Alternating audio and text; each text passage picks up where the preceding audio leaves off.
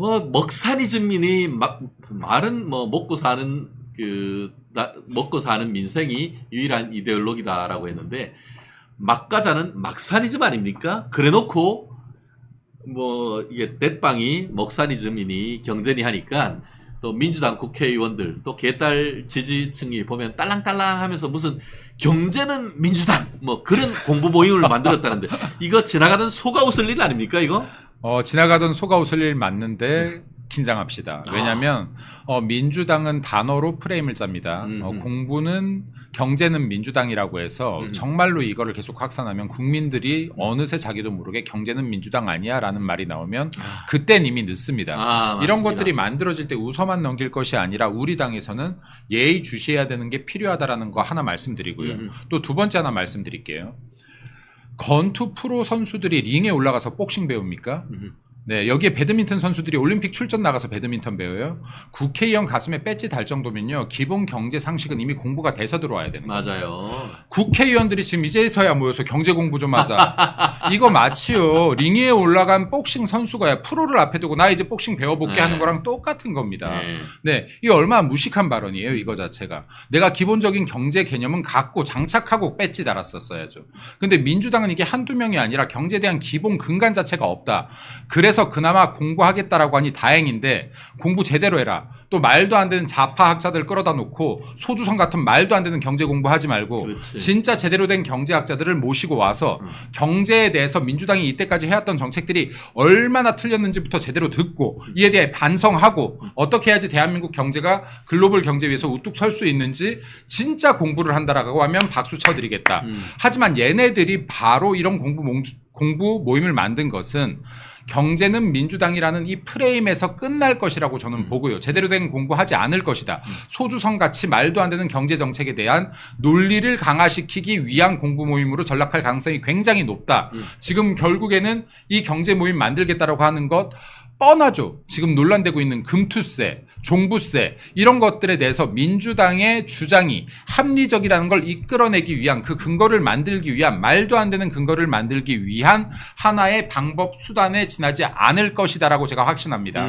자, 그러면 우리 당은 이 금투세나 종부세 논란에 있어서도 민주당이 제대로 모르니까 하고 안일한 대처할 것이 아니라 얘네들이 어떤 수작을 부려서 이걸 또 국민의 귀와 눈을 가릴지 모르니 이것에 대한 명확한 입장을 가지고 싸워야 된다. 그리고 얘네들이 이런 짓거리 하기 전에 미리 국민들께 충분한 설득을 통해서 우리 당의 입장이 무엇인지 이야기해야 된다는 말씀을 드립니다.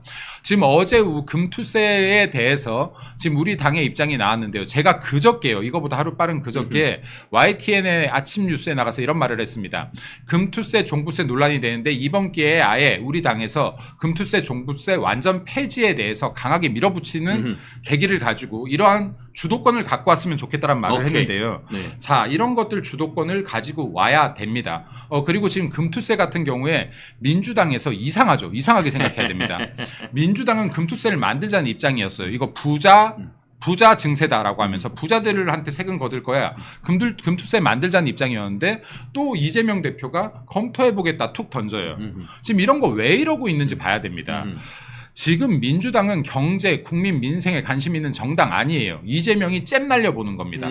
야, 금투세 하긴 해야 되는데 이거 여론이 영 좋지 않네. 여론 쫓아가야지. 지금 여론에 대해서 간복이 지금 던지게 하고 있는 거예요. 정책 던지게 해보는 겁니다. 이 정책이 어떤 영향을 미칠지 궁금하지 않아요. 민주당은. 정책 던지기를 통해서 이게 표가 될지 안 될지만 중요한 게 민주당입니다. 그렇죠. 그렇기 때문에 민주당의 경제정책이 계속 실패하는 이유는요.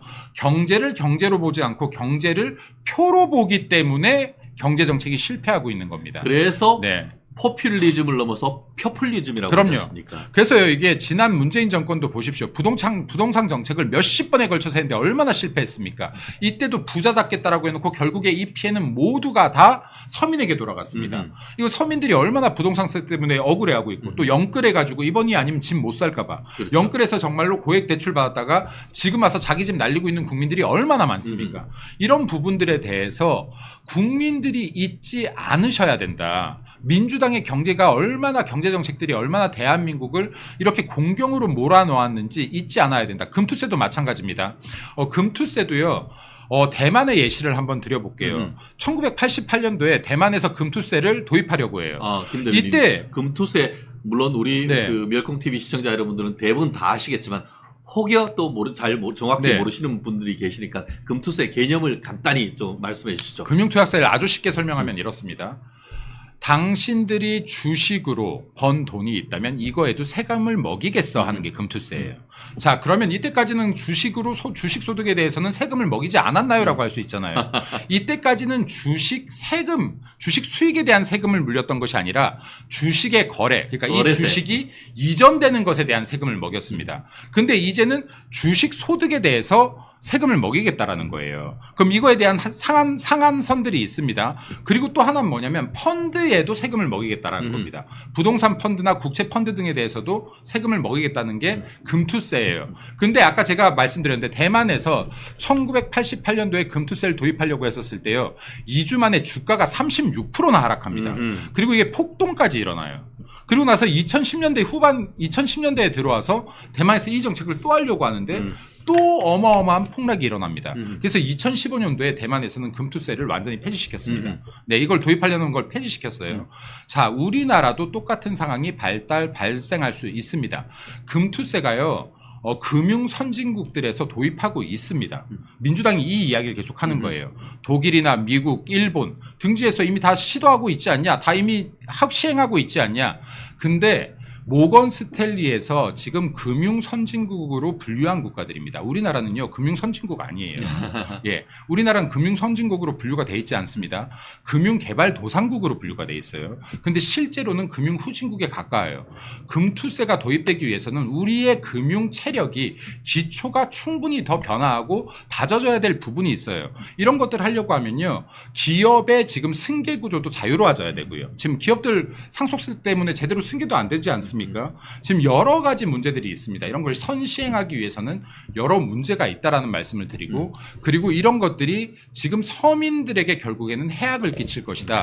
왜냐하면은 금투세가 우리나라가 발생한다면 굳이 우리나라에 투자할 필요성을 못 느끼는 외국인이나, 그리고 지금 개인 투자자들도 외국에 투자 충분히 할 수 있습니다. 이 투자금 자체가 외국으로 유출될 가능성이 굉장히 높아요. 그럼 이러한 부작용들이 발생하기 시작한다면 이 피해가 곧 주가 하락으로 이어질 수 있고, 그럼 선량한 개미 투자자들이 주가 폭락으로 인해서 받는 피해가 더 커질 수 있다라는 겁니다. 그렇습니다. 우리 예영님, 그 미국 너무 말이 빨랐나요? 시간이 촉박해서. 아닙니다. 네. 예. 예영님이 그 미국 같은 경우에는 그 캐피털 게인 텍스라고 해가지고 그 주식에 이득이 있으면은 세금이 내는 것. 원래 원칙 그 말씀이 맞아요. 소득이 있는 곳에 세금이 있습니다. 그런데 우리나라 같은 경우에는 가장 기본이 되는 월급이 있는데 그 월급에 대해서 세금 소득세 안 내시는 분이 거의 지금 40%가 넘습니다. 30% 후반대 예, 정도 30% 되죠. 후반, 예, 40% 정도가 되는데 그런 어떤 그 소득이 있는 곳에 그 세금이 있으려고 하면 일단 그런 기본 소득세 자체에 대한 민주당이 개혁 입법을 내야 되는데 그렇지 않고 있고, 지금 그 이 부분과 관련해서 왜 문제가 되냐 하면은 지금 그 자본이 글로벌화돼 있지 않습니까? 그럼요. 이게 네. 그 금융 그 투자와 관련되는 소득세, 금투세 같은 경우에는 문제가 뭐냐면 5천만 원까지는 세율이 20%입니다. 그런데 1억이 넘어가면 여기가 35%의 이 소득세를, 이익세를 떼가는 겁니다. 말 그대로 캐피털 소득인데 이게 굉장히 높은 겁니다. 그렇게 돼버리면 어떻게 하느냐? 아까 대만에서 이거를 도입하자마자 주가가 30% 이상 떨어져 버리는 건 왜 그렇죠? 야, 참, 내가 대만 니만 있냐? 바로 한국으로 오고 그 돈이 바로 일본으로 가고 바로 미국으로 가버릴 수가 있는 겁니다. 결국 그러니까 최대한 이익을 보장을 하려고 하는데 세금을 한꺼번에 빵 때려버리면은 내가 미쳤나? 한국에 돈 놔두게. 그 돈이 해외로 다 나가버리고 큰 손도 빠져나가버리고 개미도 서학개미라고 해서 한국 주식에서 돈이 싹 빠져나가버린단 말이에요. 그렇기 때문에 한국의 자본시장을 좀 더 활성화하기 위해서는 아직까지는 시기상조다. 이런 논리, 이게 바로 지금 현재의 국민의힘이 현재 이 금투세를 바라보는 기본적인 입장인 것이죠. 그러니까요. 방금 말씀하셨다시피 지금 5천만 원 이상 소득을 올린 사람 1억 이상 소득을 올린 사람들한테 해당하기 때문에 부자 증세다라고 하는 거예요. 근데 지금 민주당의 주장이 이건 겁니다. 야, 5천만 원 1억 투자금을 받으려면 이거를 투자를 성공시키려고 하면 얘네 시드머니가 10억 이상 되더라. 그럼 부자 증세 맞잖아라고 하는 거예요. 그렇게 얘기하지. 자, 부자들은요 이런 큰 거래를 하면 거래세를 그만큼 더 내고 있습니다 분명히. 근데 이 사람들 증세하겠다라고 해서 진짜로 큰 손들이 빠져나가면요 대한민국 금융시장 굉장히 작아요. 이 사람들이 미국으로 빠져나가고 선진국으로 빠져나가면 이 타격을 누가 입느냐? 서민이 입는다라는 데 주안점이 있습니다. 이래서 지금 민주당이 경제를 모른다는 거예요. 얘들이 경제가 어떻게 연결돼 있는지를 모르고 떠드는 겁니다. 그렇기 때문에 이게 표면은 부자 증세이지만 실제로는 서민들이 이 타격을 다 입게 된다는 말씀을 드려요. 그렇기 때문에 네. 경제가 어려운 상황 속에서 지금 이거를 현실화할 경우에는 경제를 굉장히 나빠질 가능성이 높고 사실 민주당은 그런 걸 노리는 측면도 없지 않죠. 그리고 지금 이런 게 만약에 우리가 금융 선진국으로 발돋움하게 되면 언젠간 필요한 법일 수 있습니다. 그런데 그 이전에요. 우리나라에는 지금 공매도에 대한 문제들도 해결해야 되고요. 기업의 불공정 공시에 대한 부분도 해결해야 되고요. 그리고 아까 이 금융 구조, 금융 시장이 작은 거에 대한 확대 정책도 필요로 하고요. 또 기업의 지배 구조가 안정적으로 될 수 있는 여러 가지 구성이 필요하고 특히 노조들에 의해서 지금 이 기업이 좌지우지 되는 이러한 부분들까지도 우리나라가 안정성을 찾아가야 이 금투세라는 것이 도입을 논의할 때이지 우리나라가 지금 체력이 안 됐는데 이유식 먹어야 되는 아이들한테요 몸에 좋다고 잡곡밥 먹이면 안 되는 겁니다. 그렇죠. 이 부분과 관련해 가지고는 대한민국의 어떤 경제의 특이성 이런 부분이 있다 보니까 그쪽으로 나아가야 될 방향이면은 저도 사실은 공감을 합니다. 소득이 있는 곳에 세금이 있어야죠. 사실 그렇잖아요. 세금 안 내시는 분들이 더 국가에 뭘 요청하는 케이스가 많아요. 우리 이마트 가보세요. 예전에 카트 하나, 이게 카트 딱 갖다 놓으니까 나중에 뭐 그냥 아무 때나 집까지 끌고 가. 그런데 카트 줄줄이 엮어놓고 거기다가 100원짜리 하나 딱 넣어가지고 돈을 넣어야 이거를 딱 뺄 수 있도록 하니까 어떻게 돼요? 나중에 쇼핑 끝나고 나서 그 100원 자기가 빼서 가지고 가려고 가지런히 정리해 놓는 그게 사람들의 심리인 거예요. 그러니까 자기가 세금을 좀 내봐야 세금에 아까운 것을 아는 것 그런 기본은 그거는 자유보수파의 기본입니다. 다만 현재 시점에 이거를 이 부분을 투자해야 되느냐 이 시점에 가지고는 지금 경제가 굉장히 불황이고 이게 주식시장을 어떻게 보면 살려야 되는 이 시점에서 오히려 금투세를 현실화할 경우에는 오히려 주식시장이 상당히 어떻게 보면 하락할 위험이 높고 굉장히 어떻게 보면 대외 투자 환경에 위험성이 노출돼 있다 보니까 우리가 개방된 경제하에서 좀 조심스럽다 이런 위치다라는 것들 좀 말씀드리고 싶습니다. 그래요. 우리가 우리 김 대변인 또 이후 일정 때문에 좀 많이 바쁘실 텐데 마지막으로 지금 저는 이 부분과 관련해 가지고 어제였습니까? 민주당이 금투세 토론회 해서 금투세 오히려 강화해야 된다. 뭐 이런 식으로 토론회 하려다가 갑자기 이게 주식이 엊그제 새파랗게 질려서 떨어지니까 빤스런 하면서 토론회도 캔슬해버리고 그렇게 되니까 한동훈 지금 당대표가 이재명 나와 우리 이거에 대해서 한번 공개 토론하자라고 하는데 깨갱하고 아무 답도 없더라고요. 토론을 할 수 없는 게 아까처럼요. 예를 들어서 우리나라 같은 경우는 지난 1월에 이미 대통령께서 금투세 폐지에 대한 발표를 하셨어요. 자, 지난 4월에는요. 국민의힘 당 차원에서 총선 공약으로 금투세 폐지를 내걸었습니다. 우리 당은 지금 입장이 명확한 거예요. 금투세 폐지해야 된다는 거에 입장이 명확한 입장을 가지고 있는 것인데 아까 제가 민주당은 지금 뭐 한다 그랬죠? 정책 던지게 해보는 겁니다. 정책 던져서 지금 이게 여론이 어떤지 확인하고 있는 거예요. 당연히 당론이 있을 수가 없어요. 지금 간보기 하고 있으니까요. 그렇죠. 국민들 경제를 위해서가 아니라 우리 당이 대선 나갔을 때 표를 얼만큼 갖고 올까 간보기를 하고 있기 때문에 이 사람들 민생 머릿속에 없다니까요. 그럼 오로지 표뿐이 없어요. 아직 당론도 안 정해졌는데 어떻게 토론을 하겠습니까? 토론을 할 수가 없죠. 토론할 역량이 안 되죠. 지금 금투세가 뭔지도 모르죠. 정확하게. 자기들이 맞아. 얘기해놓고도 이게 어떤 파장을 미칠지 알지 못한다. 맞아. 네. 그리고요. 이게 지금 금투세 같은 경우 OECD 국가들 많이 채택하고 있지 않아요. 네. 이것도 지금 금융 규모가 뒷받쳐줘야 되고 그 나라의 경제 문화나 기업에 대한 인식들이 받쳐주는 나라들 일부가 지금은 진행하고 있는 겁니다. 우리나라요. 실제로 금융시장 같은 경우는 아까도 말씀드렸지만 실제 후진국 대열에 들어있어요. 금융시장만큼은. 금융시장 당연히 발전하고 선진국화 돼야죠. 근데 아직 그 구조들이 만들어지지 않았다는 말씀도 드립니다. 그렇습니다. 오미니님. 김민수 대변인 정확해서 정말 좋아요. 아, 좋습니다. 제가 너무 흥분했죠. 민생과 관계된 거라서. 아니, 민생과 관계된 건데 이 민주당 놈들이 정책으로 계속 뻘짓을 하려고 하니까 화가 나서 이게 그렇습니다. 이야기만 나오면 흥분합니다. 민주당의 네. 경제 공부한다는 이름이 경제는 민주당인데 오히려 경제 폭망은 민주당 아닙니까? 이게? 그럼요. 네. 경제 폭망이 아니라 얘네들이요. 진짜 이거 민생을 폭망시키는 겁니다. 이거 대한민국을 폭망시키는 거고요. 지금 대한민국이 가야 할 길이 너무나 많아요. 대한민국 한강의 기적 제2번째, 두 번째, 2차 한강의 기적 만들 수 있는 나라입니다. 지금부터요. 여기 인적 자원들의 전쟁이에요. 앞으로 지금 여기 4차 산업혁명을 앞두고 있고 대한민국의 미래 성장 동력을 정말로 키워나갈 수 있는 지금이 황금 타임 때입니다. 근데 이 시기에 지금 경쟁들로 발목 잡혀 있으면 안 돼요. 다른 나라들은 지금 IT 그리고 미래 에너지 그리고 무인 자동차 그리고 여기 빅데이터 여러 가지 경제 성장 동력이 될 것 미래 먹거리를 위해서 경쟁하고 있는데 우리나라는 지금 미래 먹거리 경쟁이 아니라 어떻게 하면 대통령 탄핵시키지 없는 죄 덮어씌워서 어떻게 하면 지금 내 수사를 하고 있는 검찰 탄핵시키지 이거 법감 탄핵시키지 이런 짓거리들로 지금 무려 22대 국회 2달 동안에 1200억이나 되는 국회 예산 2달치 1200억 넘습니다. 이 예산 낭비하면서 지금 이렇게 정치를 정쟁용으로만 끌고 가고 있으니까 얼마나 이게 가슴치고 통탄할 일입니까?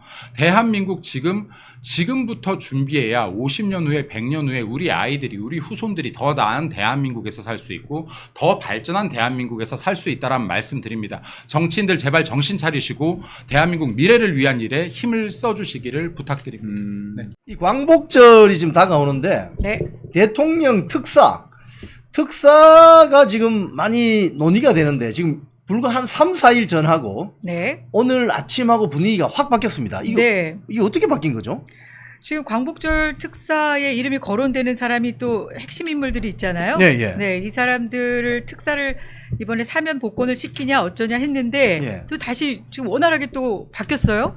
원래 이게 김경수, 경제사범, 조윤선. 네. 경제사범 위주로 특별 사면을 하겠다. 뭐 이런 분위기였거든요. 사실 맞아요. 일주일 전만 해도. 근데 갑자기 정치 2, 3일 만에 사범들도. 정치인들 이름이 막 네. 거론되고 오늘 아침 조간신문 보면 뭐 김경수 전 경남도지사, 네. 조윤선 박근혜 정권 때 정무수석인가? 청와대 정무수석 네. 뭐 이런 사람들이 나오기 네. 시작하는데 이거 어떻게 보세요? 저는 사실 이 음. 예전부터 그 대통령 사면 복권권 할 때마다 조금 좀 불만이 있었어요. 네, 어떤 그러니까 이런 뭐 경제사범이라든지 이런 분들을 구제해주는 부분으로는 써도 되는데 특히 정치인들 중에 그 죄의 죄목을 좀 잘 봐야 될 것 같은 거예요. 죄목을. 네. 그러니까 어떤 죄를 저질렀느냐인 거예요. 사실 어떻게 보면은 정치사범들 같은 경우에는 그 정권에 따라서 억울한 측면도 있고 뭐 이런 부분들이 있잖아요. 네네. 그런 부분들이 고려되는 게 아니라 특히 저는 김경수 이 전 지사처럼 네. 이 댓글 조작 있잖아요. 드루킹. 드루킹. 이건 정말 중범죄거든요. 아무리 2년형을 받았다 하더라도 네. 저는 이런 사람들은 사면 복권 시키면 안 된다고 생각하거든요. 네네. 네. 지금 사실 김경수 전 경남도지사 이야기가 나오는 이유가 네. 저도 처음에 좀 의아했습니다. 한 3일 전만 하더라도 네. 이번에 민생사범, 네. 뭐 경제사범 위주로 사면 복권이 이루어질 가능성이 크다. 네. 이렇게 됐는데 최근 며칠 사이에 갑자기 급변했습니다. 그런데 그 이유를 곰곰이 보니까 네. 이 김경수 같은 경우는 친문 계열 정치인이잖아요. 그렇죠. 지금 민주당이 핵심이죠, 핵심. 친노. 민주당이 친문. 네. 친명계로 지금 완전 일당 사당화돼 있지 않습니까? 그렇죠. 그래서 김경수 전 도지사가 나오는 순간 만약에 지금 김경수는 이미 사면은 돼 있습니다. 맞아요. 복권이 문제인 거죠. 복권이 지금. 문제입니다. 네. 사면은 돼 있어서 지금 영국 뭐 유럽 다니고 있습니다. 근데 복권이 되느냐 안 되느냐 이게 중요하거든요. 그렇죠. 복권이 돼야지 이제 출마도 하고 복권이 되면 피선거권이 또 생기고 피선거권이 부활하기 때문에 그렇죠. 3년 뒤에 대선 출마가 가능합니다. 가령 그래서 친문재인 계열 정치 세력에게는 김경수를 꼭 복권시켜야 되겠다 이런 지금 목소리가 세지고 있어요. 그렇죠. 바람이 있겠죠. 네? 본인들 그래서 지금 바람이. 현재 경기도지사 네. 김동연 지사가 되게 열심히 얘기하던데요. 지금 김문수란다. 김경수 복권 시켜야 된다. 김경수 복권 시켜달라 이렇게 하고 있는 거예요. 그런데 지금 이거 친명계 그 쪽에서 네. 좀 이상한 표정을 짓고 불편하죠. 있죠. 근데 네. 그 정성호 의원 어제도 우리가 예. 그 얘기를 했지만 아주 핵심 중에 핵심은 아니니까 이재명 파에 그리고 이재명의 그 좌장이죠. 복심이다 뭐 이러잖아요. 친명 좌장. 근데 이분이 지금 발언하는 거 들어보면 이걸 뭐 우리 쪽에서 아예 언급도 안 하고 있는데 그렇게 해달라는 건지 이거 갈라치기 야권을 분열시키기 위한 카드로 쓰려고 한다. 뭐 이런 얘기를 하고 있어요. 맞아요. 이 희망하는 건가요? 정성호 의원 입장에서는 네. 분열이 될 것 같은 야권을 거죠. 분열시키기 위해서 여당이 이 카드를 활용할 것이다. 이렇게 전망을 하고 있죠. 쓰라는 것 같아요. 저는 개인적으로 보면은 네. 지금 민주당이 이재명 완전히 1인 독재 사당화, 체제죠. 독재 정당처럼 돼 있잖아요. 그렇죠. 저걸 좀 경쟁력을 좀 강화시키는 차원에서 그냥 김경수를 그냥 한번 복권시켜 주는 것도 괜찮을 것 같은데. 그래서 네. 김경수를 복권시켜 주고 네. 뭐 이 우파 진영에 뭐 조윤선 뭐 등등 지금 많이 있습니다. 네. 이분들을 그냥 왕창 네. 다 사면 복권시키면 어떨까? 같이. 이렇게 하면은 저 좌파 진영에서 뭐라고 말 못할 것 같은데. 정치권은 뭐 생물이라고 맨날 그러잖아요. 뭐 이 흐름이 뭐 하루하루 달라지는 거잖아요. 뭐 이랬다 저랬다. 아마 이 김경수 전 지사 복권 문제로 아마 셈이 복잡해질 거예요. 민주당 아주 쪽이. 셈법이 네. 복잡해지고 지금 그 이재명 당대표 민주당 대표 예정자라고 하겠습니다. 네. 좀 가장 만나고 싶은 사람이 윤석열 대통령이에요. 라고 지금 네. 뭔가 지금 죽는 소리를 하기 시작했습니다. 다 네. 이유가 있는 거예요, 저게. 맞습니다. 그래서 김경수 정도는 복권이 되면 어떨까? 복권시키면 이제 지방선거나 대선에 나올 수 있는 피선거권이 부활되기 때문에 이거 참 볼만한 일이 벌어지겠다. 네, 이런 네. 생각이 드는 거죠. 이재명은 정치적으로 아마 본인이 복권시키라고 할 수도 있는 사람이에요, 이 사람은. 네. 지금 오늘 아닌 척하면서. 오후 2시에 이 방송이 끝나면 정부 과천청사에서 이 사면 심사위원회가 열립니다. 네, 오늘 여기에 열리는군요. 오늘 열립니다. 2시네요. 2시입니다. 여기에 박성재 법무장관, 송강 법무부 검찰국장, 정의도 공판송무부장 등 5명의 외부위원으로 꾸려지는데 네. 이미 명단을 가지고 들어갔을 거예요. 그럴까요? 네. 지금 그래서 복권 언론 대상자 보도가 명단. 그렇죠. 네. 오늘 조간신문에 흘러나오는 이런 이름들이 그냥 나오는 게 아니고 그러네요. 아마 기자들이 물어봤을 거예요. 이제 조금씩 흘러나온 거예요. 6시, 아침 6시 41분 기사였네요. 그러니까요. 네. 그러니까 어제 저녁에 흘러나왔을 거예요. 그렇죠. 거기 조윤선, 김경수 뭐 들어가는 거예요? 이러면 고기를 끄덕끄덕 하지 않았을까? 저는 말을 안 했습니다. 그러면 뭐 이러면서. 오늘 만약에 이게 발표가 나면 민주당 내부에서는 아주 난리 나죠. 복잡하겠군요. 복잡합니다. 네. 왜냐하면은 이재명 당대표 예정자에 대한 그 공직선거법, 그다음에 위증교사 혐의로 네. 기소된 그 재판 1심 선고가 9월 말에서 10월 중순에 다 나거든요. 그렇죠. 그러면 벌금형이 100만 원 이상이 나오거나 뭐 구속될 수도 있잖아요. 그렇죠. 네. 그러면 이게 난리가 나는 거지. 그러면 이재명이 피선거권이 박탈된다. 그러니까 사법 리스크가 현실화가 되는 거예요. 현실화되는 거죠. 네. 그럼 1심이 9월 중순에서 10월 중순에 나면은 지금 1심 선고 심리를 굉장히 오래 끌었기 때문에 3심 대법원 확정이 내년 상반기까지 끝나버립니다. 그렇죠. 속전속결로. 그러면 김경수가 복권이 되었다. 이러면 그렇죠. 이거 볼만한 거지. 사실 김동연도 속셈은 별로 좋지 않을 것 같은데. 그렇지만 그쵸? 이제 일단은 김동연 뭐 이런 이낙연 이쪽은 네, 맞아요. 지금 세가 약하기 때문에 한 명이라도 아쉬운 거죠. 자기 편들이. 그래서 김경수가 복권이 되기를 지금 간절히 바라고 있는 거죠. 그렇죠. 민주당이 지금 너무 비정상적이잖아요. 네. 그런데 아까 우리 박수영 대표님 말씀하신 것처럼 김경수의 그 드루킹 사건을 생각하면 이런 고의안 이 절대 사면 복권 시켜주면 안 되는데 일단 사면은 되었고 복권도 뭐 곤란한데 라고 생각하지만 저는 개인적으로 윤석열 대통령이 최종 결정하겠죠. 네. 이 사면 복권은 대통령의 정말 강력한 권한 중에 하나입니다. 네, 고유 권한이죠. 예. 제가 생각할 때는 검사처럼 판단하지 마시고 대통령, 대한민국 최고의 정치인은 대통령이잖아요. 정치인처럼 판단해 주시기 바랍니다. 정치력을 발휘하셔라. 정치력을 발휘해라. 네. 그리고 갈라치기 하지 말고 문재인처럼 갈라치기 하지 말고 국민 대통합을 한번 고려해 주시라. 하여튼 그런 말씀을 꼭 드리고 싶습니다. 저는 그 국민의 한 사람으로서 사실 아까 초반에도 말씀을 드렸지만 이런 죄를 저지른 사람은 끝까지 복권이 안 된다. 뭐 이런 사례로 좀 남겼으면 좋겠는데. 네, 그것도 뭐, 어떻게 보면 네. 김경수 도지사가 만약에 오늘 오후에 복권이 되었다. 네. 이렇게 보면 우리 꼬북 루피님 경수 복권 반대? 여기 복권은 봐봐요. 로또가 아닙니다. 복권은 로또가 아니에요. 복권. 로또 복권이 아니고 김경수 아니, 다 아세요, 우리 구독자님들. 수준이 높으신데. 복권 반대. 자, 이제 시각을 넓게 한번 보십시오. 김경수가 복권이 되어서 야권, 그러니까 좌파 진영의 대권 후보가 하나 더 생기면 저쪽에 이재명 1인 거의 독재 사당화는 무너지게 되어 있습니다. 그걸 보셔야 돼요. 그리고 우리 쪽도 조윤선 장관 같은 경우 얼마나 그 고초를 그렇죠. 겪었습니까? 네, 실력도 있으시고 일단 뭐 여러 가지 면에서 이번에 이렇게 복권이 되면 정치적 입지가 또 조윤선 그렇죠.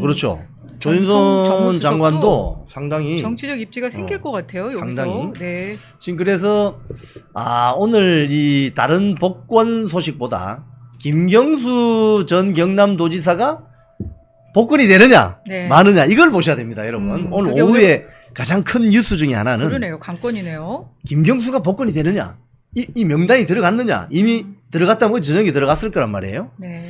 자, 어떻게 되느냐. 그러면 친문 비앙키님, 김경수가 과연 이재명의 대항마가 될까요? 대항마가 되고 안 되고 이건 지금 문제가 아닙니다. 무슨 소리냐. 친이재명 계열로 똘똘 뭉쳐있는 현재 민주당은 아주 곤란합니다, 지금. 그래서 이걸 깰 수 있는 자기들끼리 친문재인 계열의 김경수가 들어가면 이게 깨지게 돼 있죠. 아니 정성호 의원이 정답을 얘기했어요. 야권 분열용이다. 지금 여러분들 본인들이 이 불안하다는 방송 얘기고. 보시는 여러분들 지난번 저 국민의힘 전당대회 다 기억하시죠? 제가 수차례 어떤 방송에서 말씀드렸는데 국민의힘 전당대회는 이번에 너무나도 민주적이고 뭐 이렇게 시끄럽게 벌어졌습니다. 원래 전당대회는 그렇게 해야 되는 거예요. 서로 후보 검증도 하고. 민주당 전당대회 때는 거의 죽이자시피 했잖아요. 그럼요. 완전 상대를 완전히 다 죽이자시피 했죠. 그래서 이제 저쪽도 김경수가 만약에 복권이 된다면 아마도 친문 세력들이 자기들끼리 세력화해서 친명 계열과 아주 극렬한 경쟁을 할 가능성이 높습니다. 그래서 그 점이 아주 한번 자세히 한번 살펴볼 포인트가 되겠습니다. 그렇죠. 민주당이 치열하게 싸울 때 그 내부적으로 본인들이 가지고 있는 그런 비밀들 뭐 이런 게 막 쏟아져 나오잖아요. 사실 네. 드루킹도 그랬던 거 아닌가? 친명계가 네. 문재인 대통령에 대해서 약간 서운하거나 악감정을 가지고 있는 이유가 대장동 게이트가 누구로부터 시작됐냐 이거예요. 그쪽에서 나온 거죠. 먼저. 대장동 게이트가 이낙연 쪽에서 나온 거 아니에요? 맞습니다. 응? 네. 그런 겁니다. 그런 거. 그렇기 때문에 예를 들면 그래서 국민의힘 내부의 어떤 이야기는 민주당 쪽이 잘 모를 수가 있어요. 또는 민주당 내부의 어떤 이야기들은 은밀한 이야기들은 국민의힘 세력들은 잘 모를 수가 있어요. 하지만 자기들끼리 경쟁하다 보면 그런 게 흘러나올 가능성이 크죠. 그렇죠. 예, 그 점을 오늘 오후에 가장 큰 뉴스 중에 하나는 김경수 복권 되느냐 마느냐 이겁니다. 김경수 씨가 이거 복권 되면 완전히 로또 당첨되는 건데. 그런 거예요? 복권 하나 사는 거네. 그 복권이네요. 네? 복권이네요. 김경수. 그 드루킹 사건만 생각하면 그냥 자, 용서가 안 되지만 사실 드루킹 사건 이거는 그때 대선 자체가 그럼 다 무효가 돼야 되는 거예요. 그럼요. 사실 그렇지. 이 사건은 문재인 대통령 당선 이거 자체가 무효하죠. 그게 드루킹 사건이 네. 사실 시청자 여러분 매크로라는 그 기계 프로그램을 돌려가지고 한 10여 명, 20여 명이 앉아가지고 뭐 거의 뭐 작업을 하는 거죠. 작업을 하는 거 아니에요. 컴퓨터 돌려가지고 여론 조작, 민주주의의 가장 큰 적이 여론 조작입니다. 그걸 김경수 드루킹 그렇죠. 주범이지 주범. 네. 그거 생각하면 복권 시키면 안 되는데 오늘. 맞아요. 오늘 근데도 오후에. 뭐 정성호 이런 사람들은 뭐 억울한 측면이 있다. 아직도 그러고 있어요. 이 지금 본인들 편은 내 편은 괜찮고, 네, 맨날 아니 억울한 거로 이야기하면 사실 박근혜 대통령 억울한 박근혜 대통령이 제일 제 억울하지. 말이. 가짜 뉴스로 그냥 희생된 사람 아니야. 아이고 얼마나 난도질을 했어요. 뭐 뇌물 받았다는 뇌물을 뭐 한 푼도 안 받았는데 뭐. 지금 그러니까 박근혜 대통령도 사면은 됐는데 복권이 안 됐죠. 복권이 지금 안 되신 거죠? 그죠? 네. 박근혜 대통령의 명예회복도 사실은 중요합니다. 복권이 된다. 박근혜 대통령이 뭐 대통령 사실 나올 일은 없으시겠지만. 근데 이게 복권이 되는 게 전직 대통령 복권이 되는 거는요 엄청난 차이가 있을 거예요. 전직 대통령의 예우를 얼만큼 받느냐 뭐 이런 게 지금 사실 전직 대통령 예우를 오롯이 제대로 받고 있는 게 지금 문재인. 그렇지. 맞습니다. 지금 양산에서 너무너무 지금 편하게 지금 받고 있잖아요. 이 엄청난 혜택이 있거든요. 평산마을. 네. 연봉부터 시작해서 경호 시스템까지 이런 거 따지면 사실 그러네요. 네, 자격이 없는 사람이 지금 받고 혹시 있는 오늘 또 박근혜 대통령 복권 되는 거 아닌가? 아, 그것도 또 나오고. 그것도 혹시 모릅니다. 아직 그 보도 나온 건 없지만 오후에 하여튼 광복절 특사 네. 소식이 어떻게 되는지 여러분들 잘 한번 보시기 바랍니다. 네. 자, 두 오늘 번째 첫 뉴스였습니다. 아이템으로 한번 네. 넘어가보죠. 아니 지금 이거 저도 이쪽에 살아가지고 마포에 동교동 삼거리라고 있어요. 네. 그쪽 지나다 보면 네. 김대중 전 대통령 사진이 크게 붙어 있는 건물이 있습니다. 그 도서관도 있고요. 동교동계 뭐 거기서 나온 얘기잖아요. 그 동교동계. 네. 김대중 전 대통령을 따랐던 동교동계가 수시로 모였던 곳이 그 김대중 대통령 2호 여사가 사셨던 사저가 있어요. 사저. 그렇죠. 근데 이 사저가 아니 어제 난데없이 뭐 정청래 내가 다른 사람 이야기했으면 별로 이거 주목을 안 했을 텐데 진짜. 정청래 법사위원장이 뭐라고 했냐면은 최근 매각된 김대중 전 대통령의 서울 마포구 동교동 사저에 국가 예산을 투입해서 공공 문화재로 만들자. 무슨 이런 소리를 내가지고 이게 도대체 무슨 소리지? 이것도 우리 정청래가 발언하면 이거 주목하게 되잖아요. 네. 또 무슨 헛소리를 하나? 응? 그래서 이 내용을 조금 살펴보니 지금 이 사저가 원래 소유권이 네. 김대중 대통령의 아들이 있죠. 3명이잖아요. 네. 김홍업, 김홍걸 그 중간 또 누구죠? 김홍업. 네, 김홍업. 3명이 있는데 네. 막내 아들이 이호 여사의 아들이죠. 아들입니다. 네. 자, 그래서 이 사저가 김대중 전 대통령이 돌아가시고 이호 여사까지 돌아가시면서 네. 이 동교동 사저를 막내 아들한테 줬습니다. 김홍걸한테. 그렇죠. 그죠? 근데 이 김홍걸 씨가 팔았어요? 팔아버렸어요. 이 사저를 진짜? 100억 주고. 근데 그 산 사람이 3사람인데 네. 오늘 또 이 언론 보도를 보면 이미 소유권 이전 다 있고 네. 세금 다 냈고 명의가 넘어갔어요 지금. 근데 그 매입한 금액, 네. 그 금액을 형성한 거 보니까 되게 웃기더라고요. 왜요? 그 100억이 너무 100억인데 96억 정도가 지금 96억 정도가 그 근저당 설정이 돼 있어요. 빌렸구만. 돈을 그렇죠. 빌려서 샀네. 돈을 빌린 거예요. 그러니까 실제로 본인들 돈이 뭐 3억인지 4억인지 이렇다는 얘기를 하고요. 그래요? 네, 거기다가 이게 채권 최고액이 120%다 그러면 한 80억 정도를 대출받은 거고 110%다 이러면 86억, 87억 이걸 대출받은 거래요. 그러니까 이게 지금 또 가능한가 봐요, 이렇게. 아니 이것도 어디 이것도 좀 새마을금고 뭐. 아니 이것도 살펴봐야 될 것 같아요. 이게 도대체 정상적으로 거래가 된 건지. 그거 좀 전문가시네요. 전문가까지는 아니에요. 아니 그럼 근저당을 설정해서 했다면 은행에서 돈 빌린 건데. 그렇죠. 돈을 빌려서 그러면 이걸 100억 주고 샀다 이 말이네요. 그렇죠. 그럼 이럴 줄 알았으면 우리가 살 걸 그랬나? 이상하네. 근데 하여튼 이 아들이 아버지 어머니가 물려준 개인 집을 100억을 주고 팔았어요. 네. 팔았는데 지금 정청래 등 이 민주당 쪽 국회의원 일부가 네. 이걸 국가 예산이나 서울시 예산이나 예산. 마포구 예산으로 다시 매입을 하자. 그래서 문화유산으로 만들자 이렇게 주장을 하고 있는데 이 시청자 여러분 이거 동감됩니까? 아니 근데 이게 이렇게 얘기가 나온 그 배경이 더 웃겨요. 민주당은 아무 말도 안 하고 있었고 몰랐어. 심지어요. 그런데 이게 새로운 미래 쪽에서 먼저 얘기가 나온 거예요. 맞아. 네, 이거를 왜 팔았냐, 뭐 이러면서 민주당 이거 니네 관심 갖지 않는 거 아니야? 그러면서 이제 김홍걸 더불어민주당 전 의원 이 막내 아들을 막 공격을 했어요. 국민의 지탄을 받을 만행이다. 막 이러면서 백지화를 요구했어요. 이게 지금 새로운 미래 쪽에서 먼저 얘기가 나온 거예요. 이게 네. 이 기사를 보면요, 이 프레시안 기사인데요. 네. 좌파면 이제 프레시안입니다. 37년 머문 DJ 사저를 100억에 매각, 유언까지 남겼는데 땡땡땡. 새로운 미래 민주당 매각 보도에도 침묵만. DJ 지우기. 이게 무슨 소리냐면요. 그렇죠. 지금 전병헌, 이낙연, 김종민 등등 이 사람들은 비명계입니다. 그렇죠. 새로운 미래. 비명 횡사. 비명계입니다. 그러니까 행사 당하기 전에 미리 나왔지. 지금 이재명 민주당이 예. 사실 뿌리가 DJ계잖아요. 사실은. 예? 너 뿌리도 없는 놈들이다. 이야기를 좀 하는 거지. 맞아요. 그래가지고 막 이걸 지금 보세요. 저는 이 국민의 지탄을 받을 만행이다라고 얘기까지 했어요. 이렇게 정말 진짜 아주 독하게 지금 혼을 낸 거거든요. 그러고 나니까 민주당 내부에서 지금 완전히 그냥 야 이거 어떻게 하냐. 완전히 지금 정신 하나도 없는 것처럼 보이잖아요. 그렇지. 네 그런 상황에서 이제 정청래가 이걸 자기 돈으로 못 사겠고. 왜냐하면 네. 정청래가 자기 지역구거든. 그렇죠. 네 자기 지역구니까 이제 이걸 뭐 세금으로 하자 어쩌자 얘기를 하는 건데. 네. 아니 아들이 그 사절을 소위 말해서 국가에 기부를 했거나 네. 뭐 예를 들면 사회에 환원을 했거나 네. 이러면 뭐 우리가 좀 수긍이 되는데 네. 아니 일반적인 부동산 매매 거래해가지고 100억 받고 팔았어요.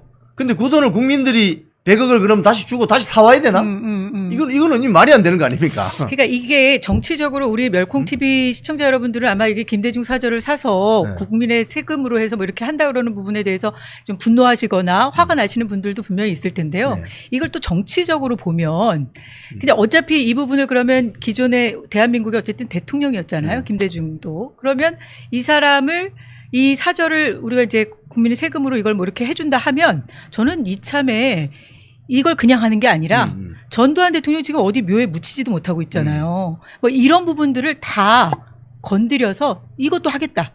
뭐 이렇게 해서 대통령이 대통합 차원에서 하는 것도 뭐 저는 또 하나의 정치적인 방법이 될 수 좋은 있을 것 아이디어인 것 같아요. 같습니다. 네, 굿 네. 아이디어. 네. 근데 이거 관련 보도를 보니까 지금 김홍걸 씨가 이 100억의 집 판 자기 아버지 어머니 집을 판 김홍걸 씨가 오늘 그 CBS 김현정의 뉴스쇼에 나와서 무슨 소리를 했냐면요. 네. 야, 제가 이 보도를 또 CBS에 나왔어요. 뉴스 김현정 거기에요? 보고 오늘 아침에 나왔어요. 아침에. 무슨 얼굴로? 나와가지고 뭐라고 했냐면은 김홍걸 씨의 어머니인 고 이희호 여사께서 돌아가시기 전에 유언장에 이런 내용이 있답니다.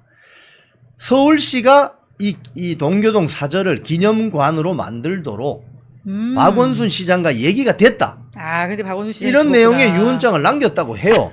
그래서 어머니가 돌아가시자 박원순 시장에게 2019년에 물어봤대요. 네. 근데 박원순 시장 말 처음 들었는데 이 뭐야 이거 도대체 박원순 시장님. 박원순 아이고, 시장도 돌아가셨지. 아 이거 물어볼 데가 자살했지. 없네 그러면. 네. 아 처음 들었다는 거예요. 오, 이거 뭐예요? 웃기죠. 아, 그리고 이런- 또 이 김홍걸 씨가 고 김대중 대통령의 오른팔이라고 할 수 있는 건노갑 고문에게 그렇죠. 또 상속세 뭐 문제를 논의한 적 있어요? 뭐 이렇게 뭐 사정을 말씀드렸더니 건노갑 의원의 말 알아서 정리하라. 알아서 정리하라. 야, 이거 저 김홍걸 전 의원 이 아들 셋째 아들의 이거 불안하겠는데요, 민주당 쪽에서? 이거 이래서 이 김홍걸 씨의 마지막 말이 이렇습니다. 정치권에서 이 정치권이라는 건 민주당 이야기하는 거 이게 아니겠습니까? 더 민주당이 더 의리 없는 거네. 민주당에서는 한 통의 전화도 오지 않았다. 야, 이거 아니, 그동안 김대중 대통령을 얼마나 통해서 팔았어? DJ 팔고. 김대중 대통령 총재 시절에 막강한 시절이 있었잖아요. 그렇죠. 그럴 때 그 공천 받아서 국회의원 배지 받은 사람들 다 어디 갔지? 아, DJ 정신 어디 갔어? 맨날 얘기하더니 이 사람들 이거 진짜 의리 되게 없네요. 진짜 의리 없어. 이 와중에 박지원은 그래도 아유, 본인의 난 박지원 발언 보면서 야 역시 정치 구단이고 여우야 이런 생각이 드는 게 얼마 내는다고 그걸 했죠? 또 낼름 먹네. 얼마? 29억이 본인 제 재산인데 그거에서 이제 본인 집 있잖아요. 지금 네. 살고 있는 집 네. 그걸 좀 줄여서 뭐 네. 이렇게 얘기하는 것 같더라고요. 보니까 29억을 다 낸다는 얘기인지 뭔 얘기인지 모르겠지만 어쨌든 근데 그래도 어쨌든 29억 원을 내는지 안 내는지 봐야 될 것 같아요. 아니 근데 말로는 이렇게 해버리니까 또 뭐 막 여기저기서 칭송을 받고 있어요. 그래서 제가 지금 박지원이 여우다. 지금 박지원 의원 그 멘트 보면 이렇습니다. 22대 총선 때 재산 신고 목록 등을 종합하면 29억 원에 이르는데 네. 자기 자신의 전 재산을 내놓겠다. 뭐 진짜 내놓는다면 박지원은 내놓으시면 됩니다. 네. 대통령에게 의리를 지키는. 그렇죠. 왜냐하면 박지원 이 의원은 김대중 대통령하고 뗄 수 없는 뗄 관계가 수 있잖아요. 없죠. 그리고 뗄 이제 수 없는 어쨌든 이 김대중 대통령을 도와서 미국에서 돕고 그걸로 인해서 본인이 지금 누릴 것 지금 다 누리고 있었던 거 아니에요? 아유, 지금 그러니까 의리 지켜야죠. 연세가 29억이 지금 아니라 거의 80이 다 돼 가시는데 290억이라도. 지금 몇 선 의원입니까? 그러니까요. 사실 이 국민의힘에서 저렇게 또 배지 달게 했었으면 이것도 국민 정서에 안 맞는다 어쩐다 해가지고 엄청나게 공격을 당했을 포인트예요. 이거는. 그러니까 맞아요. 근데 박지원 같은 사람이 이거 또 배지 다는 거 이번에 보고 그냥 나가기만 하면 되는 데다가 또 꽂아주는 거 보면서 야 역시 이재명이 결국은 정동영, 박지원 이런 사람들 자기가 얻고 가려고 하는 거 아니겠어요? 자기 세력으로 만들어서. 지금 저희들이 오늘 모두에서부터 친문 정치인, 친문 586 정치인 김경수의 복권 여부, 그렇죠. 그 다음에 DJ 사저 매각에 따른 뭐 재매입 여부, 이런 것들을 지금 막 떠드는 세력들을 보면 이재명계는 조용히 있어요 지금. 네? 네. 이재명계는 지금 입을 열지 않고 조용히 있죠. 왜? 자기들이 민주당을 장악했거든요. 그렇죠. 입 딱 닫고 있습니다. 그런데 밖에 외곽에 친문재인 계열, 그 다음에 친 DJ 계열, 이쪽에서 떠들기 시작하는 거죠. 이렇게 그렇죠. 되면 그러면 조만간 이 민주당 조만간 이게 완전히 이제 저기 다 깨지는 거 아니에요? 각 세력별로, 아니 지금 사실 10월 중에 이재명 당대표 예정자가 사법 처리가 1심에서 확정되면 당선 무효형이나 뭐 피선거권 제한되는 그런 사법 처리가 나오면 민주당이 급속히 분화할 가능성이 있어요. 아니 왜냐하면 그렇게 되면 민주당 당사 자체를 팔아야 되는 당사는 상황도 430억. 네, 그 상황도 올 수도 있다는 당선 거잖아요. 취소형이 되면은 네. 430억 국가보조금 맞습니다. 내놔야 네. 됩니다. 그러면 그 여의도 당사 팔아야 돼요. 응? 그 입국 그러니까 굉장히 저렇게 부족은. 민주당이 이재명을 계속해서 옹호하면서 그 지키겠다고 하는 이유가 당사 날아갈까 봐네. 이게 이제 의리가 아니라 경제 공동체인가? 경제 공동체죠. 어? 네. 이런 게 경제 공동체지. 네. 범죄 이런 게. 공동체고. 어? 범죄 카르텔이고. 네. 어? 자, 이 점을 오늘 재밌게 보셔야 됩니다. 그러니까 아, 참. 친문, 정치 친명, 재밌네요. 구 DJ계. 이게 지금 대한민국 좌파 진영의 주요 정치 세력이잖아요. 네. 지금 맞습니다. 친 이재명계가 주도권을 쥐고 있지만 친문계는 또 나름대로 지금 세력화를 하려고 하는데 그 키가 김경수가 되는 김경수라는 거죠. 거예요. 네. 그리고 지금 DJ 사저 이거 논란이 일면은 사실은 호남 출신 유권자들이 굉장히 열받죠. 이거는. 그렇죠. 아니 이 사람들이 이렇게 의리가 없나? 아니 이낙연도 안 뽑아줬는데 어? 음. 그랬더니 민주당 니들 뭐 하고 있는 거냐 이재명계. 사실 호남 유권자들은 호남 지역 출신을 대선 후보로 밀지 않고 문재인 부산, 이재명 경북 네. 이렇게 다른 지역 출신들을 대통령으로 미는 이런 전략을 썼잖아요. 그렇죠. 그런데 정작 DJ 김대중 전 대통령의 사저 매각 문제에 대해서 이 좌파 정치인들이 이렇게 무심하다. 그렇지. 이런 걸 이제 아니 이번에 들통 난 거예요. 알게 지금 파문이 확산되고 아니 있어요. 그러니까 김은걸이 오늘 그 어. 김현정 쇼에 나와가지고 이 얘기한 건 진짜 이건 정말 전화도 안 충격이네요. 통했다. 전화도 한 통 없었고 이 사람들이 정말 박원순 시장을 정치를 말이야 뭐 이 처음 사업하듯이 들었다. 의리가 네. 있어야지. 명색이. 아이고. 좌파든 우파든 정치는 의리가 있어야지. 난 또 민주당은 좀 의리가 있는 줄 알았더니 아니네. 자기를 이렇게 키워준 정치 선배가 있다면 배신하면 안 되는 거지. 네. 저는 이거 충격이었어요. 건노갑 전 의원이 알아서 잘 정리하라 해. 알아서 어떻게 정리해요? 100억짜리인데. 네. 응? 아이고 참. 지금 이번에 사실 국민의힘 전당대회에서도 그런 게 이슈가 됐지만 네. 제가 누구라고 이야기는 하지 않겠습니다. 네. 정치는 의리가 있어야지. 맞습니다. 어디다가 함부로 배신하고 말이야. 네. 참을 수 없어요. 그런 아니 우리는 뭐 우리가 왜 이렇게 열심히 의리를 지키겠어요. 이 우파 정부 정권 지키겠다고 하는 거 아니겠어요? 거. 그렇죠. 네. 한동훈 대표의 발빠른 민생 행보, 그것 때문에 민주당이 정신을 못 차리고 있다라는 기사입니다. 자, 최근 들어서 한동훈 비대 자꾸 비대가 나와요. 비대위원장. 한동훈 대표가 최고위마다 민생과 관련된 그런 이 제안을 내고 하면서 민주당이 지금 스텝이 꼬이고 또 적극적으로 대응도 못하고 따라오고 있다라는 기사입니다. 금투세부터 한번 좀 점검을 해주시죠. 오늘 아침 최고위에서 발표를 했죠. 네. 전기료 이 취약계층에 이 지원하는 것을 15,000원 더 지원을 하겠다. 네네. 지금 현재 6만 원 정도 지원이 되고 있다고 합니다. 네. 근데 한 달 평균 76,000원 정도를 쓴다고 그래요. 취약계층에서 네네. 전기료로. 네. 지금 무더위 때문에 뭐 전기 이 선풍기 돌리기가 힘들다라고 할 정도가 아닙니까? 네네. 자, 15,000원 더 하면 이제 전액을 지원할 수 있다라고 하는 것이고요. 어. 이 이야기가 나오면 언제나 문제가 되는 게 이 한전 적자였습니다. 네네. 한전 적자가 아닌 이 정부의 예산 지원으로 가능하다라는 음흠. 부분을 해냈고요. 네. 그냥 오늘 결정을 한 겁니다. 네네. 자, 이걸 놓고 그동안 일주일 동안 네. 이 최고위원 안에서도 추경호 원내대표를 원내대표. 비롯해서 네네. 또 당정협의회에서도 많은 반대가 나왔어요. 음흠.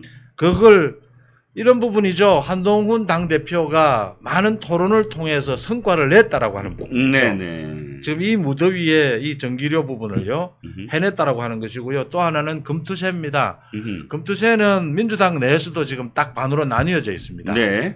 이 이재명은 안 되겠다. 이거 연기하든지 뭔가 대책을 세우자라는 거고. 원래는 이제 내년에 시행이죠. 예, 내년 1월부터 시행인데 네네. 금투세는 주식을 비롯해서 이 투자해서 5천만 원 이상의 소득이 나면 20% 이제 세금을 물리는 건데요. 이게 굉장히 많은 논란이 있었습니다. 네. 이게 이중과세의 성격이 있다.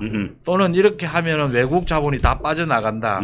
또 1,400만 우리 개미, 특히 청년층 이 고통스럽다라는 것들에 문제가 있었거든요. 네. 이 금투세를 가지고 한동훈 대표가 뭐 전면전을 하고 있습니다. 네. 뭐든지 좋다. 누구라도 좋다. 토론회를 하자.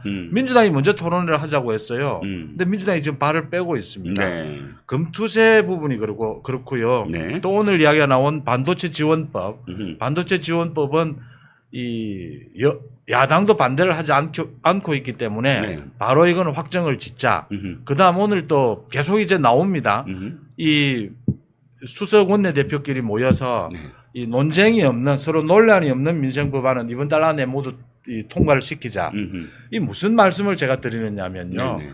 지난 일주일 사이에 한동훈 대표가 네. 민생이라고 하는 브랜드를 네네. 완전히 민주당에서 국민의힘으로 가져와 버리는 이런 효과를 누렸어요. 네네. 이게 굉장히 놀라운 일이다. 네네. 또 실질적으로 성과도 냈다라고 하는 네네. 부분입니다. 그렇습니다. 사실 민주당이 지금 굉장히 당혹해 할 수밖에 없어요. 왜냐하면 지금 민주당은 전당대회 중이긴 하지만 그럼에도 불구하고 자기들이 지금 굉장히 어려운 어떤 지경에 이르렀거든요. 예를 들자면 아까 말씀하셨듯이 금투세 같은 경우 이 운동권의 도그마. 그러니까 아이고 부자들한테는 세금을 빼고 그다음에 그것을 다 나눠야 된다. 이게 이제 운동권적인 어떤 그런 시각인데 바로 금투세라는 게 5%도 안 되는 5천만 원 이상이면 얼마 되지도 않는 사람들한테 세금 매기는 게 뭐가 문제냐라고 주장을 했다가 지금 진성준 적책위 의장의 블로그에 6,000개의 댓글이 달렸습니다. 그런데 문제는 보니까 너무너무 지금 눈길을 끄는 게 이 댓글이 금투세를 빨리 폐지하세요 라고만 얘기한 게 아니라 바로 민주당의 행태에 대해서 직접적으로 공격하는 개미들의 분노가 담겨져 있다는 거예요. 25만 원 웃기지 마라. 전 국민 25만 원보다 더 중요한 건 우리나라의 지금 증권 시장을 좀 무너뜨리려고 하는 금투세다. 25만 원 안 줘도 돼. 금투세부터 없애.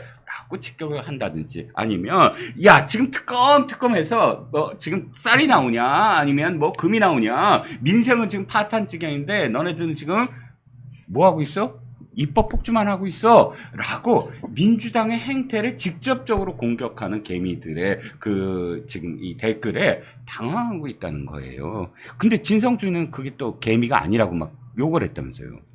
자기 지금 어떤 다른 업무가 있는 것이 아니냐라고 반박을 하고 있는데 네. 이건 진성준이 착각하고 있는 거예요. 예. 오늘 한동훈 대표가 기가 막힌 지적을 했죠. 어떤 지적이요? 돈이 있는 사람은 이런 지금 단순한 주식하지 않는다. 사모펀드를 한다. 와. 당연하죠. 그렇죠. 큰 돈은 사모펀드로 움직이죠. 그렇죠. 사모펀드 개미들이 왜 모여요? 그럼요. 예. 그런데 이 금투세를 하게 되면 그 사모펀드의 세율은 반으로 줄어든다라고 하는 것입니다. 네. 어떻게 이걸 부자 감세라는 논리로 이 가져갈 수 있느냐. 49%에서 예. 25%로 줄어들고 27%였죠. 27%로 예. 예, 아주 핵심을 찌른 것입니다. 네. 진성준이 이야기하는 게 여러 가지 이유도 있습니다. 네네. 이게 꼭 뭐 해외 자본이 빠져나가느냐 뭐 여러 가지 반론은 있을 수 있어요. 그런데 민주당 내에서도 이게 이재명은 반대하고 있는 이유가 이런 여러 가지 문제가 있기 때문입니다. 네. 그런데 이번에 이제 한동훈 대표가 금투세 전기료 이런 부분으로 말씀하셨다시피 그 민주당의 25만 원 살포 네. 이게 노리는 게 뭡니까? 뭐죠? 이게 포퓰리즘이긴 하지만 네. 국민들의 일부에는 그래도 뭐 민주당이 민생은 좀 챙기려고 하는 것이 아니냐. 네네.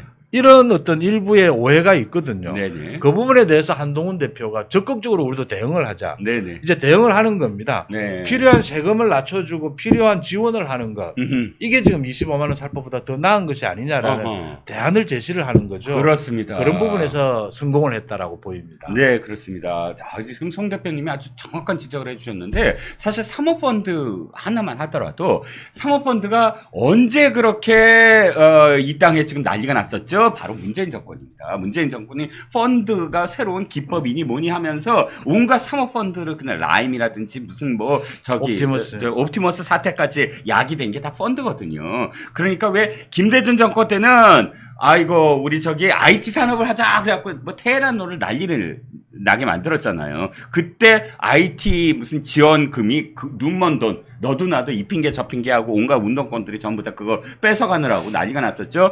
저기 노무현 때 뭐 했습니까? 바다 이야기 무슨 갑자기 바다 이야기가 새로운 무슨 기법이냐 난리쳤는데 그거 역시 뭐였죠? 그냥 도박이었잖아요. 예.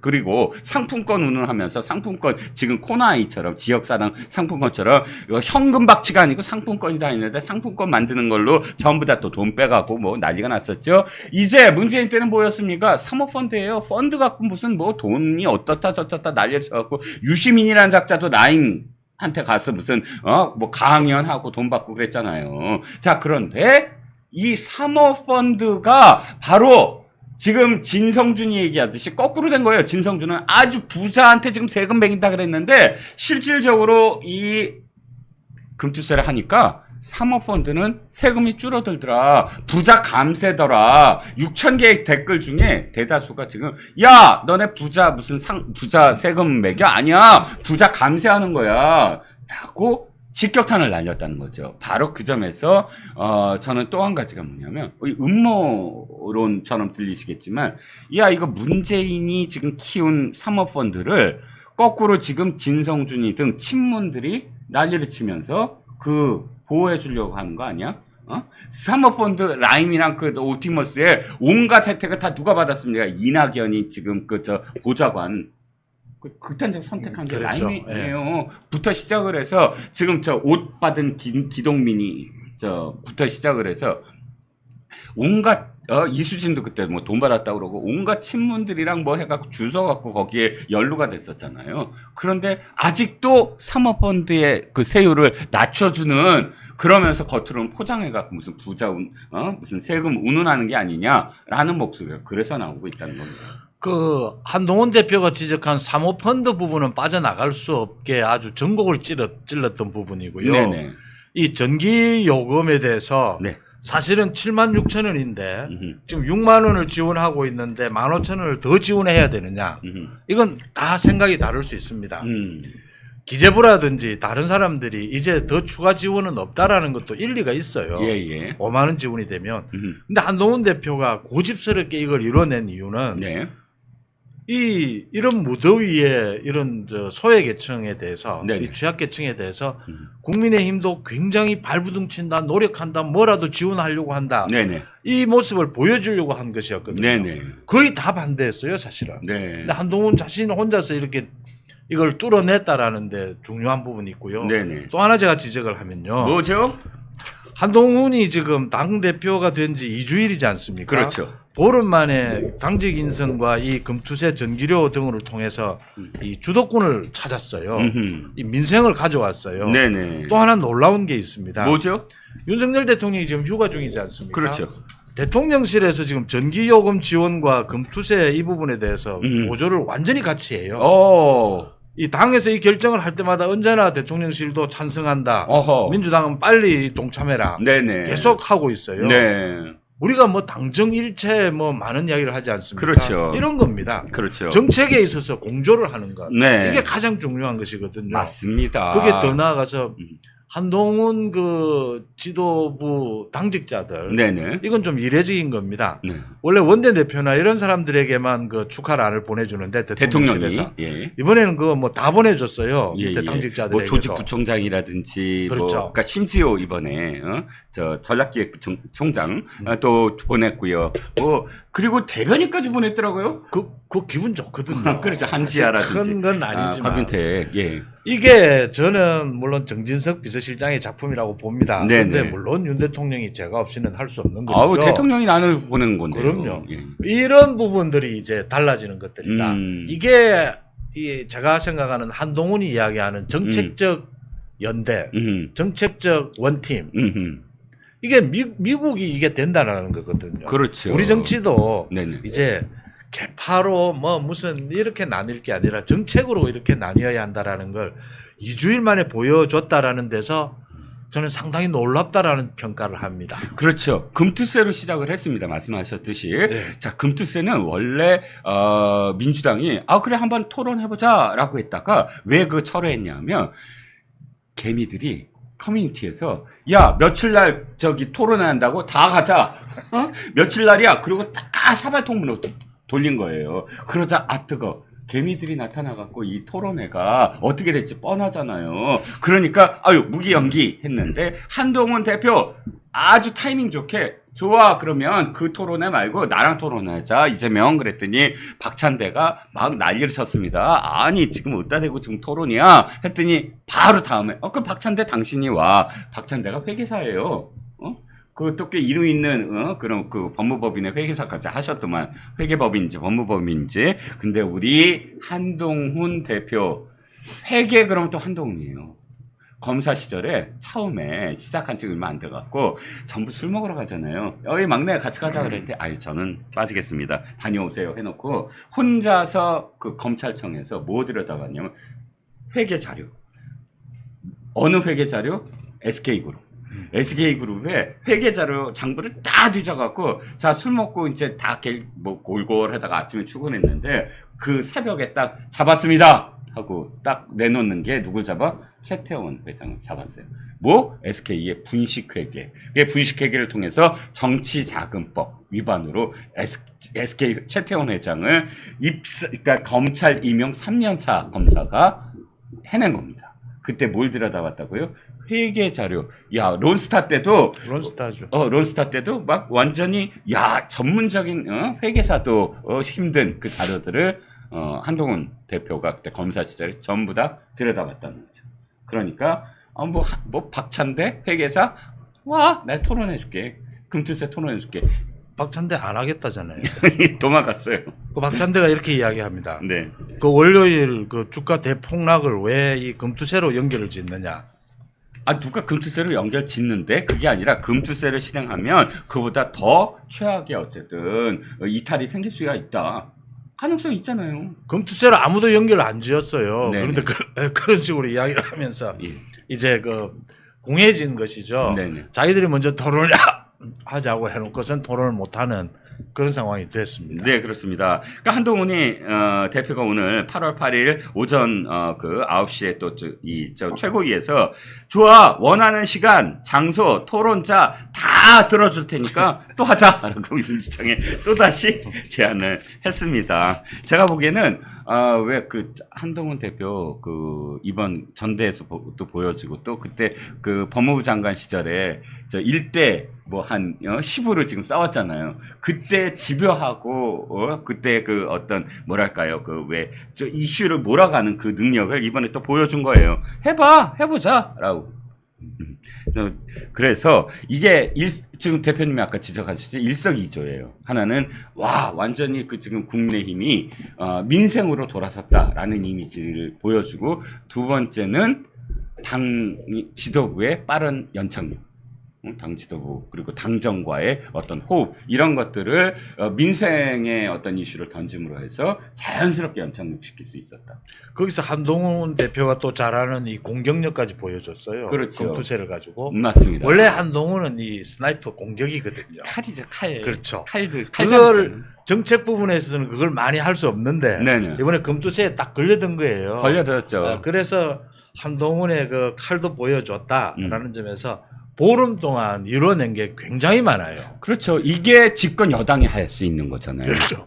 집권 여당이 할 수 있는 것이고, 또, 끽소리 못해요. 전기료, 뭐, 지금 서민들을 위해서 전기료 하겠다는데, 민주당 끌려올 수밖에 없어요. 그거 반대할 수 있습니까? 반대 못 하잖아요. 민주당도 합의를 해서 한 것이죠. 그렇습니다. 반도체법도 마찬가지입니다. 지난 문재인 정권 때 반도체법과 관련돼서 정말로 안 들어줬어요. 윤석열 정부 시작하자마자 또 제대로 안 들어줬어요. 당시에 대만, TSMC를 갖고 있는 대만은 25%까지 지금 세율 다 조정해주겠다 해갖고 TSMC를 계속 키워나갔잖아요. 그런데 우리는 그때 민주당이 계속 발목 잡았습니다. 그거에 따라서 사실 욕을 진짜 엄청 먹고 있었거든요. 그 지금 반도체 칩스법 자기네들도 지금 발의를 해요. 그러니까 지금 반도체법 얘기하면 끽소리 없이 따라올 수밖에 없어요. 그러니까 지금 지금 한동훈 대표의 어쨌든 이런 일석이조의 이 정책 대안 제시가 먹혀들고 있다. 보름 만에 전국 주도권을 완전히 잡았어요. 네네. 놀라운 일입니다. 놀라운 일입니다. 그래서 뭐 잘하는 거 평가를 해야죠. 그래서 우리 세 번째 이슈라고 내가 갖고 온 것부터 예. 한번 해보죠. 그러니까 어떻게 됐습니까? 민주당이 지지율이 24%라면서요. 최저치죠. 예, MBS. 예, NBS. 그러니까요. 전국 지표 조사. 예. 보니까 엠브레인 퍼블릭, 케이스데 리서치, 코리아 리서치, 한국 리서치 이 4개 회사가 순번을 정해서 돌아가면서 지금 그 여론조사를 지속적으로 하는 이 전국 지표 조사에서 MBS에서 바로 민주당이 24%가 나왔는데 이 24%는 MBS 조사에서 올해 가장 최저치를 기록했다는 것이고요. 보니까 33% 올해 1월 달에 33%가 최고점이 있더라고요. 그 최고점 대비 9%포인트가 지금 빠져나갔다라는 겁니다. 바로 국민의힘 32%와 대비를 하면 굉장히 차이가 많이 나는 것이고요. 네. 이제 민주당이 전당대회를 하면서도 네네. 이렇게 계속해서 지지율이 빠지고 있다라는 것이고 네. 이 민주당의 지지율이 빠지는 것을 각오하고 이재명은 전당대회를 저런 식으로 북한 노동당처럼 치르는 것이거든요. 네네.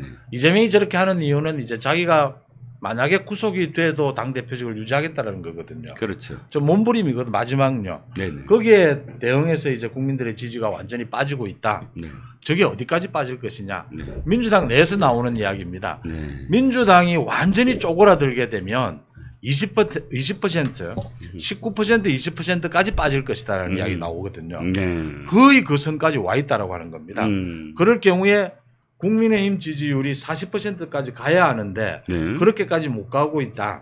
지금 전당대회 그 컨벤션 효과가 끝나고 난 다음에 좀 내리는 추세를 보여주고 있지 않습니까? 그렇죠. 저걸 한동훈식의 이 소위 민생으로 끌어올릴 수 있느냐라는 부분을 한번 지켜볼 대목입니다. 그렇습니다. 민주당의 지지율이 거의 뭐 폭락이라고 봐도 될 것 같습니다. 그렇습니다. 자, PD님, 저 옆방에 제 가방이 있습니다. 괜찮으시면 가방을 좀 갖다 주세요. 지금 그러니까 좀 약 같은 게 하나 있어서 지금 목이 지금 계속 저도 그렇고 대표님도 목이 계속 아프시거든요. 가방이 있습니다. 가방 좀 갖다 주세요.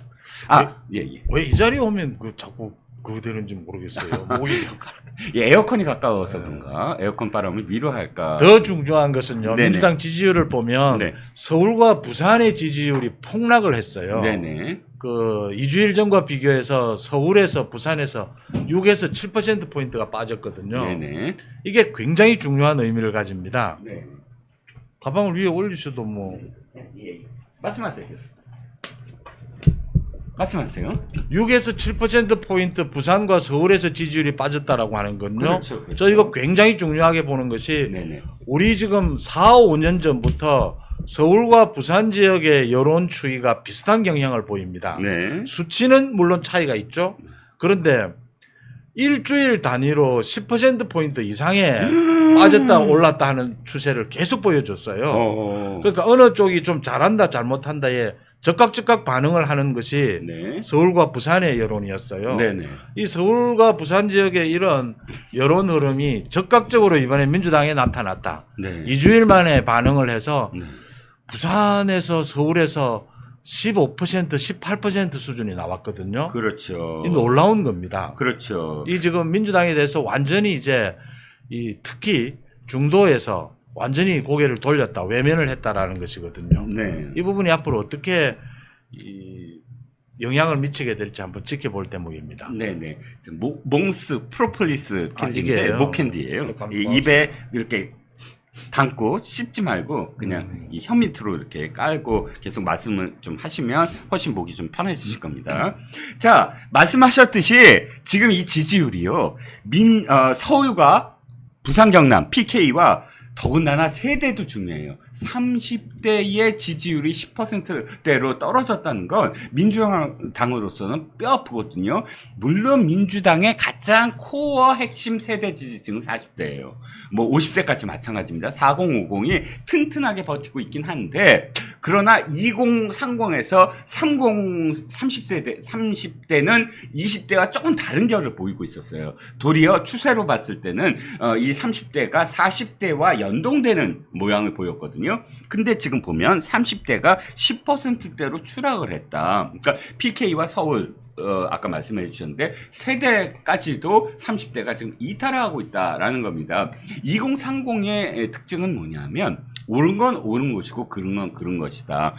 그러니까 4050 세대처럼 코호트, 즉 어떤 특정한 사안이 함께 경험을 해서 예를 들자면 4050을 해석을 하는데 노무현 대통령의 서거, 그러니까 부엉이 언덕에 대한 어떤 충격, 이런 역사적 사건을 함께 겪었던 코호트, 그런 그 경험으로 말미암아 민주당 잘하건 못하건 상관없이 묻지마 지지, 이런 세대의 동시대성의 어떤 특징이 있다고 한다면 30대와 20대는 그런 경험이 전혀 없다는 겁니다.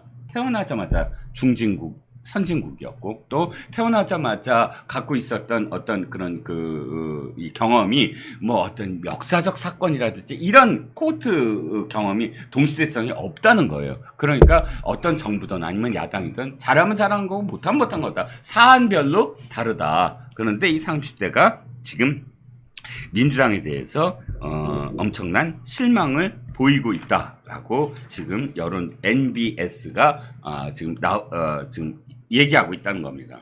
민주당 전당대회가 이재명 일당 체제 위주로 이렇게 가는 부분에 대해서 네. 어처구니 없어 하는 것이죠. 네. 근데 이재명은 이럴 수밖에 없는 것이 말씀드린 대로 자기 사후 리스크로 문제가 돼도 네. 당을 지배하겠다라는 것이거든요. 네네. 그래서 막 가는 겁니다. 이렇게 가는 데 대해서 청년층이 완전히 고개를 돌리고 있고 한동훈 대표가 이 외연 확장을 이야기하면서 가장 강조하는 것이 청년층입니다. 그렇죠. 이 청년층에 대해서 한동훈의 이 금투세라든지 전기료처럼 또 어떤 상품 네. 그렇죠. 전기료라든지 이런 그런 특정 사안에 대해서 아니야 민주당은 왜 그걸 제대로 못하지? 라고 판단할 수 있다는 거잖아요. 그런 부분에 대해서 또 한동훈식의 어떤 상품이 또 어떤 무기가 등장할지 한번 지켜볼 대목입니다. 그렇죠. 금투세도 상당히 청년층에게 굉장히 이게 관심이 많은 것이거든요. 엄청나죠. 그러니까 뭐 솔직히 좀 부끄러운 게 20대 아들을 저도 지금 20대 아들이 있는데 얘네들의 어떤 그런 사고 체계가 우리랑 다른 게 우리는 사실 무슨 치부라든지 또 부동산 투자 이런 것에 사실 그렇게 익숙한 세대는 아니에요. 그런데 우리 20대 때 말이죠. 결혼한 다음에는 사실 어떤 투자라든지 이런 데 관심을 가질 수가 있는데 젊은 세대에서 치부를 생각을 하고 이런 것에 대해서 우리 세대에서는 야 나라를 걱정해야지 이런 식의 어떤 요즘 청년들은 전혀 근데 다른 요즘 모습을 청년들은 보이죠. 안 그래요. 지금 20대 초반부터 부동산 투자 공부하고 코인 공부하고 이렇거든요. 그리고 이들은 내가 돈을 어떻게 벌어서 언제까지 벌면 어떻게 할 수 있다라는 플랜을 딱 짜고 있는데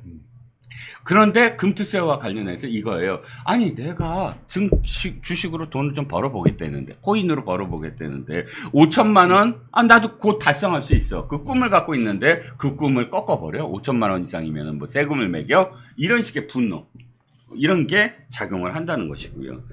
근데 민주당을 보면 여전히 똑같아요. 뉴데일리 제목 보세요. 당 지지율 하락 자초하는 민주당.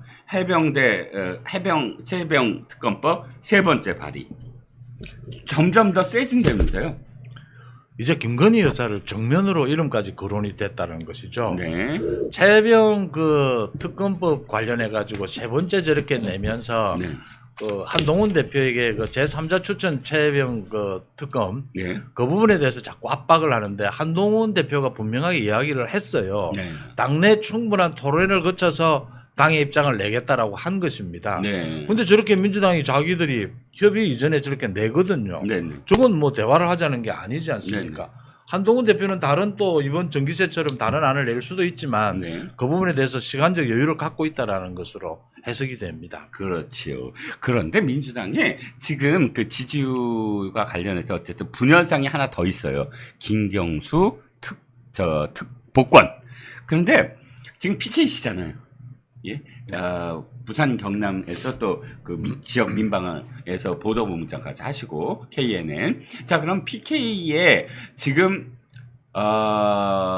민주당의 이쪽 친문들이 김경수 복권을 그렇게 원하는 이유가 뭡니까? 보니까 고민정도 복권해야 된다라고 목소리를 높였네요. 빚이죠. 빚. 김경수가 그 문재인의 대통령 당선을 위해서 드루킹 여론 조작을 한 것이거든요. 네네. 근데 김경수가 2년 징역형을 살다가 이 3년이 됐어요. 1년 6개월 가까이 산 거죠. 그런데 이제 사실은 이거 문재인의 비리죠. 그렇군요. 야, 이건 조폭이다, 조폭. 왜 조폭 그 보스가 자기 대신 그 감옥 갔다 오면 다 그 부하들이 그러고 고생했어. 내가 자리 한 자리 마련해 줄 테니까 거기 가갖고 좀 잘 쉬다 와. 또는 야, 자리 한 자리 마련해 줄 테니까 거기서 돈 좀 벌어. 하는 것과 똑같잖아요. 문재인은 자기 때문에 지금 형을 살고 돌아온 중간 보스한테 넘버 2한테 야, 고생했는데 복권 시켜줘야 될 거 아니야 하고 지금 저기를 하는 거죠. 때를 쓰는 거나 마찬가지잖아요. 그런데 어찌됐든 보수 핵심 지지층에서는 반대하고 있지 않습니까? 아니 세상에 자기네들 그 대선에서 승리하려고 여론을 조작했는데 반성은커녕 거기에 대해서 시인도 안 하고 있는 사람을 어떻게 복권시켜주냐, 이런 목소리도 분명히 나오고 있잖아요. 프로그램을 통해서 억에 가까운 대규모 여론 조작을 했던 거예요. 그렇죠. 이게 터지자 그 당시에 정치권에 있던 많은 사람들이 경악을 한 것이죠. 네. 전부 그동안 손으로 친한 아는 사람을 통해서 좋은 댓글을 달았단 말이죠. 네네. 이걸 이제 드루킹 그 일당들이 프로그램을 통해서 한 것입니다. 네네. 부정선거를 획책한 것이죠. 그렇죠. 자, 부정선거를 요거를 입에 그냥 빨아서 계속 드시면.